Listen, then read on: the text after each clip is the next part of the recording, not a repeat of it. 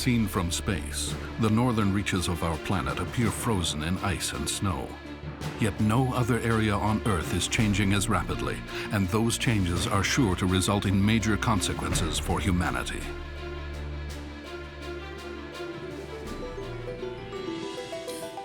The coldest part of our planet is the very one which is heating up most rapidly. The Arctic is in danger. Climatic changes, pollution, and an increase in maritime traffic through the region have made it even more vulnerable. Its subsoil, rich in minerals and loaded with oil, holds over a quarter of the world's remaining reserves. 40% of Canada's territory is in the Arctic, yet only 1 Canadian in 1,000 lives there.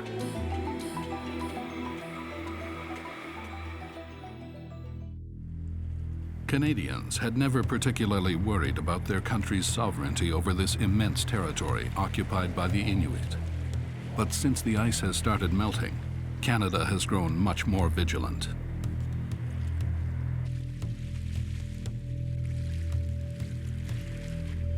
It's the end of October in the village of Kugluktuk. Time seems suspended as locals await the change of seasons.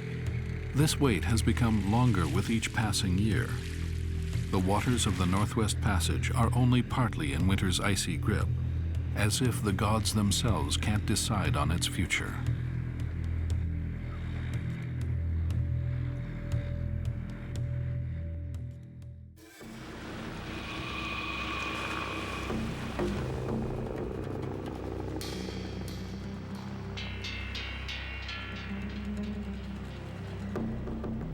A select group of travelers are about to set off on a voyage of discovery. They're specialists in Canadian law and politics. The newly navigable waters of the Arctic pose a unique diplomatic challenge. Canada must convince the rest of the world that it owns the legendary Northwest Passage.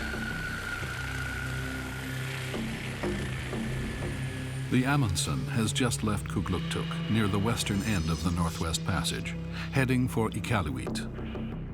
This voyage will take the scientists through Bellot Strait and the Fox Basin. At this latitude, the waters are often obstructed by ice.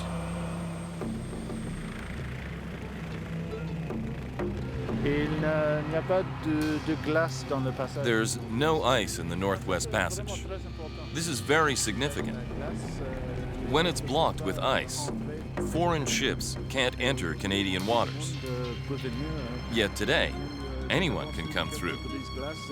We have only a few icebreakers and little else as means of protecting the country. I'm very upset because it's clear that we must, as a country, take immediate steps to protect Canadian sovereignty over the area. Despite names they're very familiar with, this is the first time these specialists have actually come to these straits and sounds, although they know only too well their strategic importance. We left from Kugluktuk. Given that we were on an icebreaker, the ice conditions didn't bother us. We'll continue on our way and we'll pass south of Cambridge Bay and Victoria Strait. From that point on, we'll run into ice that's several years old, but not all that concentrated. If all goes well, by the end of the day tomorrow, we'll be entering Bellot Strait.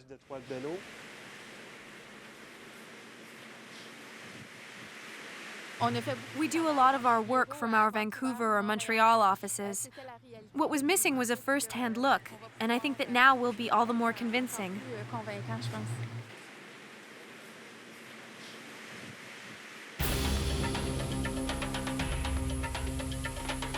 In Nova Scotia, another contingent of the Canadian Arctic Patrol prepares for a mission.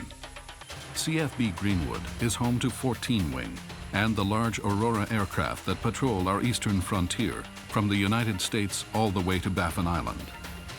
Canada has 18 Auroras based in British Columbia and here in Nova Scotia. This morning, Commander Lisa Reimer and her team are getting ready for a 12-hour mission in the icy north. We'll go Greenwood, direct Cette, direct Kuujjuaq, direct Pond Inlet, and that's where we'll go operational, and then we'll recover in Iqaluit. And then we'll recover off the Iqaluit 090 degree radial at 50 miles, which is basically where we enter Iqaluit's control, or the controlled airspace around Iqaluit.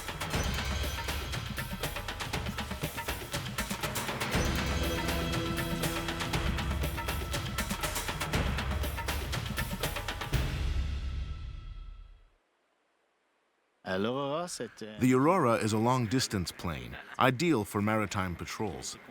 It was conceived primarily as an anti-submarine patrol aircraft, but is also used for fishing patrols, as well as general reconnaissance missions over the area. On an Arctic flight, the aircraft respond a lot differently in the cold. They take a lot more attention. You have to pay attention to warming up the airplane. It's capable of doing the job, and it operates at high altitudes, and it's cold up there all the time. So once it's running, it's a good bird. We do quite a regular and thorough inspections on everything. If you know where the problems are and you can head them off and do preventative maintenance, sometimes she gets the better of us, but she's a good airplane. The Aurora was developed from a former passenger plane, the Lockheed Electra. The Canadian Auroras are used for anti-submarine patrols and carry sonar-equipped submersible buoys on their Arctic surveillance missions. We carry hydrophones, microphones dropped from the plane with a transmitter that floats on the surface as the hydrophone sinks to a preset underwater depth. This lets us hear any passing submarines. All this appears in graphic form on our computer screens, allowing us to closely follow submarine activity. So the microphone will deploy into the water and send a signal back to the aircraft. My job as an acoustic sensor operator is to interpret the signal that comes back and figure out basically what's going on in the water. The Sovereignty Patrol lets us know exactly where everyone is, while letting them know we're there as well. If the territory isn't regularly patrolled, and if outsiders think we aren't occupying it, then they start thinking maybe they have a right to it. So it's really a question of letting them know that this is ours. This is our country.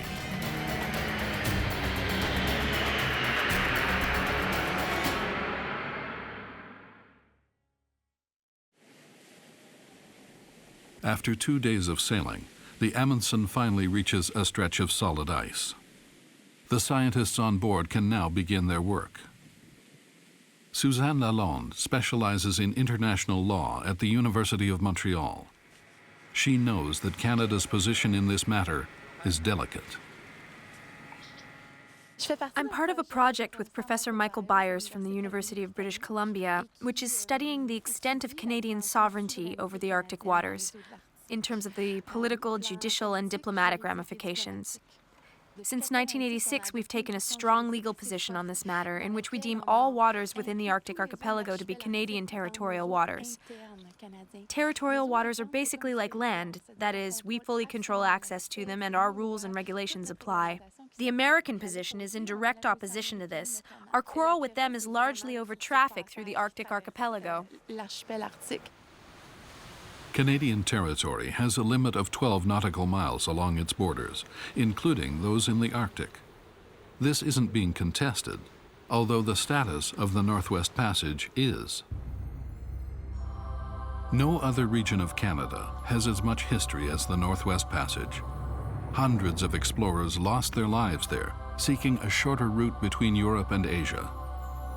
The route taken by Roald Amundsen about 100 years ago is the best-known way through the Canadian Arctic Archipelago, although there are other possible routes depending on ice conditions. Because of the thickness of the ice, very few ships used to risk the passage. As such, the question of sovereignty or control over these waters was never really at issue. That changed about 40 years ago, when the Americans sent one of their supertankers, the Manhattan, through the passage without first seeking permission. The message was clear. Despite any Canadian pretensions to the contrary, these were international waters.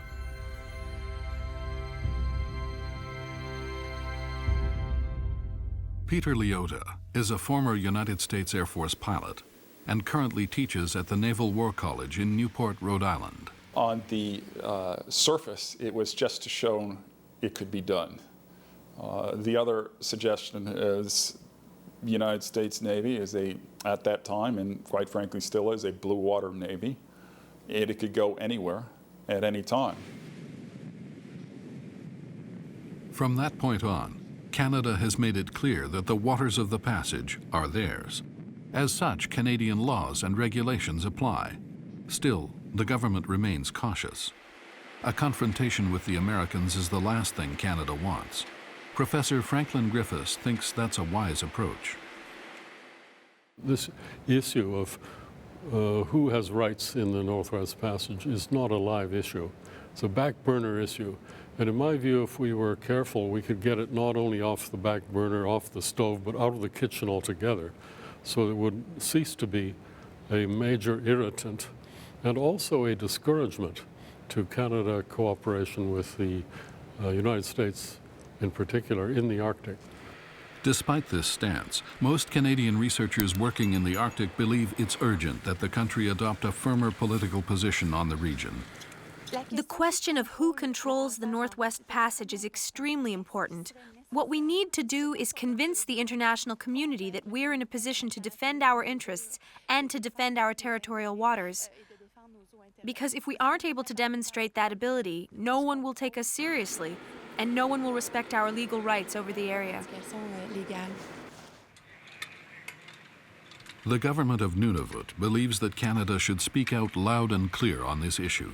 Canada has a role to play in Arctic sovereignty, but also in the circumpolar world. The Canadian government needs to be active in the Arctic, not just during July and August in the summer months, but indeed for 12 months of the year.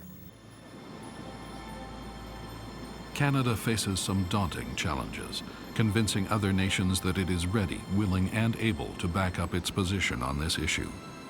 Showing that it can provide efficient navigational assistance, control pollution, and have intervention and ice-breaking teams available to provide clear passage throughout the better part of the year. Canada has already taken key steps to demonstrate that these waters belong to it. Two Canadian explorers, Captains Joseph Elzéar Bernier and Henry Larson, claimed the passage on behalf of their country. But that was a very long time ago. Since then, there has been more than a century of relative indifference. However, now that the ice has started to melt, opening up new maritime routes, memory is reviving among Canadian politicians. To help other countries fully understand that the Arctic is part of our territory, Canadians must establish a presence there. But it is a thinly populated area. Innovative steps were required. Since 2003, the Rangers, an Inuit militia, have been manning sovereignty patrols in the area on snowmobiles, leaving large flags across the far north. They make their way to areas where no one lives and where few travelers ever venture. It's all a question of establishing a visible presence.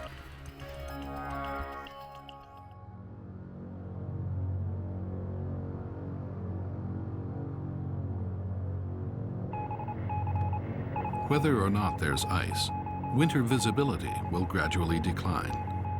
In 2 weeks, the Northwest Passage will be plunged into total darkness. The Amundsen will doubtless be the last ship to come through here this year. The route is impassable between November and July, even with the strongest of the Canadian icebreakers.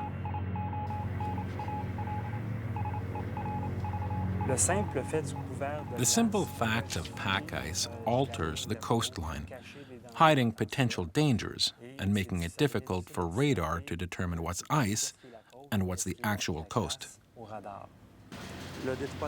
Bellot Strait becomes a critical passage, a true thread-the-needle challenge that requires the right conditions to make it through. Traditionally, people are stuck here for many days, waiting for the necessary conditions, for weather, ice, and water to align. In the middle of the Northwest Passage is Bellot Strait, a narrow stretch of water that serves as a useful shortcut for navigators.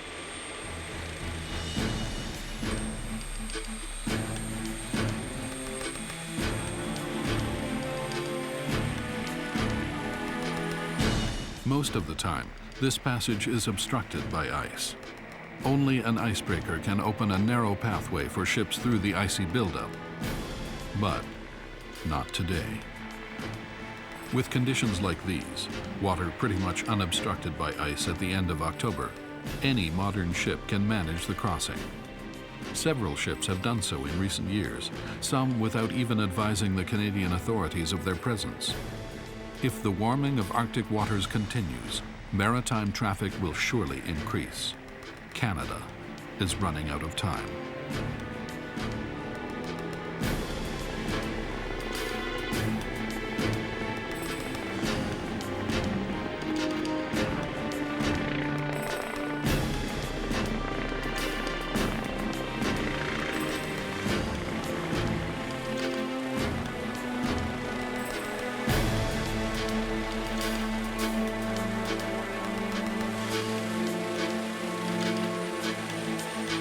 This is the Northwest Passage, 22nd of October. It's wide open to the world. Well, what we have here is a waterway that does not have the protection that we historically have had. Usually we had lots of ice, thick, hard ice that protected our sovereignty. The protection is gone. The ice is gone. We might not even know if a foreign ship came through here because we do not have the surveillance capabilities. There is no police force here. There are no soldiers.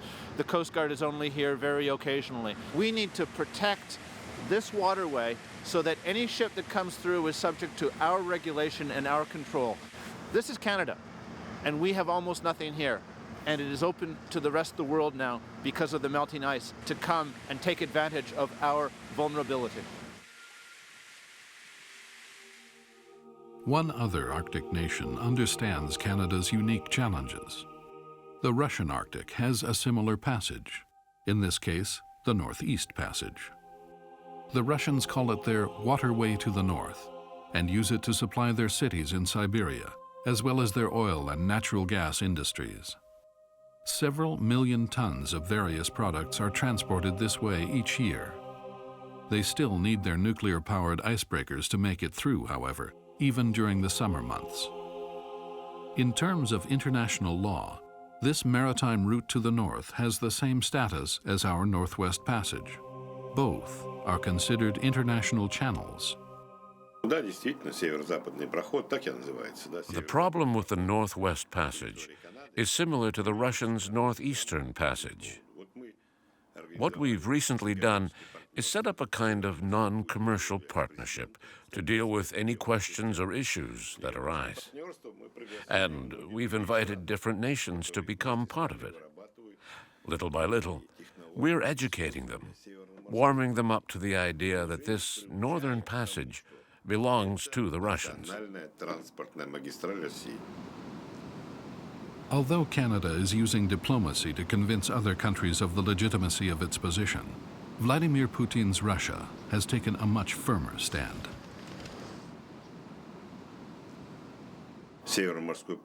We reaffirm our sovereignty over the Northeastern Passage, and we are preparing legal claims which will firmly establish this passage and all its surrounding northern territories as Russian possessions. As for Canada, we strongly urge you to follow our example. We are open to consulting with you on the matter. We are aware that Canada is a nation with a sizable Arctic presence.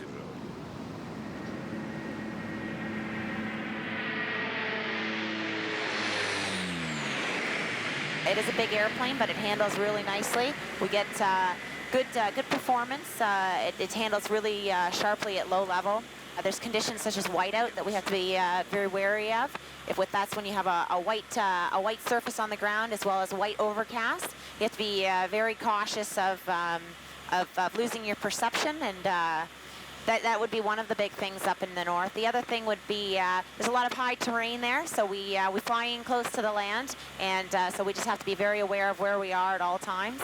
Those are probably the two big hazards of flying up north. The Aurora carries a crew of 11. The operations specialist is located at the rear of the craft. On the Aurora, we operate the radar. We watch for land and traffic avoidance. When we're low level, we have like inshore operations and just keep the pilots aware of any weather. That's when we're doing radar, that's one of the big issues. We watch for weather. We want to avoid any storms. Sometimes it's just more like sovereignty, kind of, just the presence of the Canadian military up north. The 12-hour flight under Arctic conditions is demanding. The three pilots have their hands full. For the crew, we're just heading into a contact here, just to do a photo and visual ID of this contact. Roger.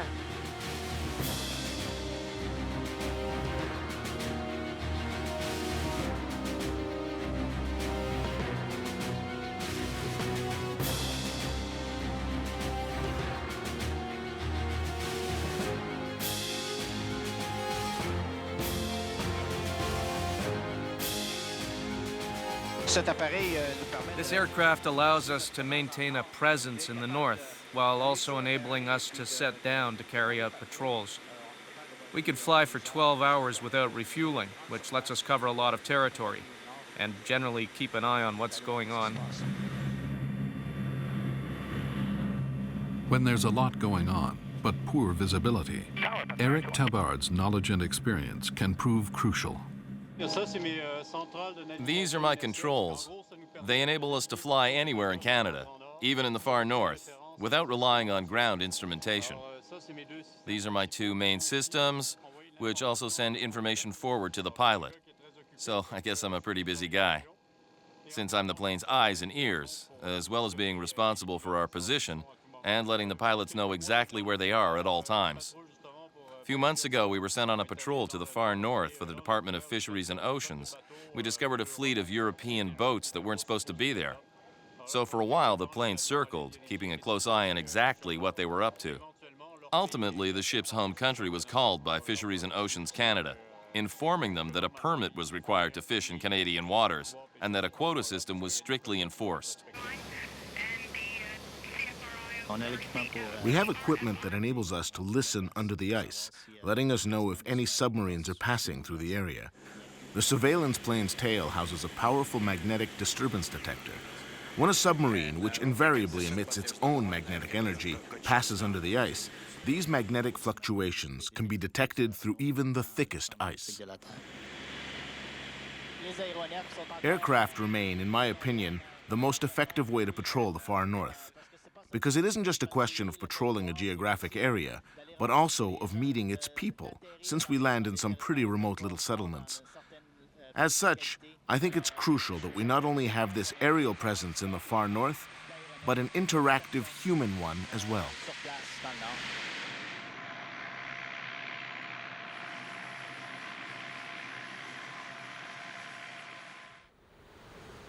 In October 2006, ice coverage in the Northwest Passage was around 24%. By comparison, the average over the previous 10 years was almost 44%. For the Americans, the changing climate represents a security problem.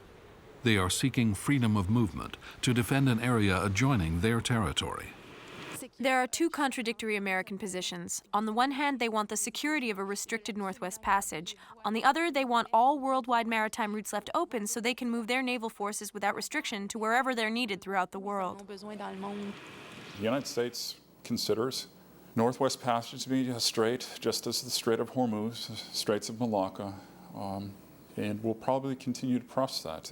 As we spoke of the Manhattan earlier, it's also proving that it could be done. It's also sending a signal about the United States' dominance, and quite frankly, a military arm is an expression of that.